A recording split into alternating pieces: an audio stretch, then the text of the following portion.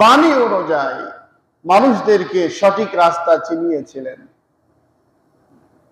সেই কোরআন, সে হাদিস, সেই রাস্তা এখনো আমাদের কাছে আছে। থাকা সত্ত্বেও আমরা আঁকা বাঁকা চলছি, আঁকা বাঁকা অনুসরণ করছি।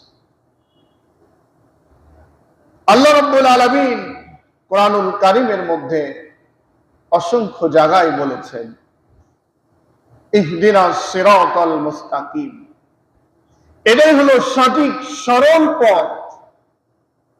আর কোন রাস্তা নাই, কোন পথ নাই আমি আল্লাহকে পাওয়ার জন্য, আমি আল্লাহর সান্নিধ্য হাসিল করার জন্য, আমার দিকে আসার জন্য।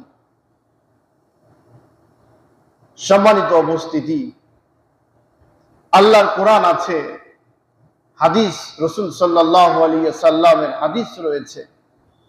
আমরা পরিবর্তন হচ্ছি না কেন? না থাকার কারণ হলো আমরা সঠিকভাবে আল্লাহকে চিনতে পারি নাই, কোরআনকে চিনতে পারি নাই, বুঝতে পারি নাই। না পারার জন্য আমাদের স্বার্থ, আমাদের কর্ম, আমাদের সমস্ত কিছুর মধ্যে দিয়ে সমন্বয় করে চলার জন্য আমরা কিন্তু আজকে বিপদগামী হয়ে আছি। যেমন দেখুন, আমরা নামাজের মধ্যে দিয়ে যেই কাজগুলা করে থাকি, কোরআনে কারিমের 200 থেকে 250 জায়গায় দোয়ার বিষয় আল্লাহ রাব্বুল আলামিন বলেছেন, যেটা আমরা নামাজের শুরুতেই বলি আলহামদুলিল্লাহি রাব্বিল আলামিন। এটা হলো বড় একটি দোয়া, এটা হলো প্রার্থনা, আল্লাহর কাছে আবেদন করা, আল্লাহর কাছে দরখাস্ত করা, আল্লাহর কাছে ফরিয়াদ করা, আল্লাহর কাছে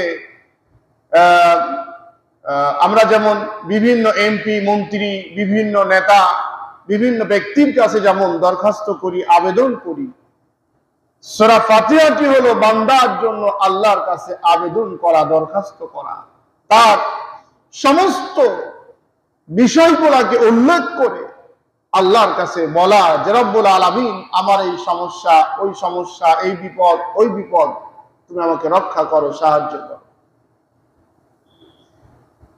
এখন বিষয় হলো সূরা ফাতিহা, কোরআনে কারিমের কেউ কেউ এমন বলছেন যে কেউ যদি সূরা ফাতিহা পড়ে থাকে সেজন্য পুরা কোরআনটাকেই পড়ে নিল।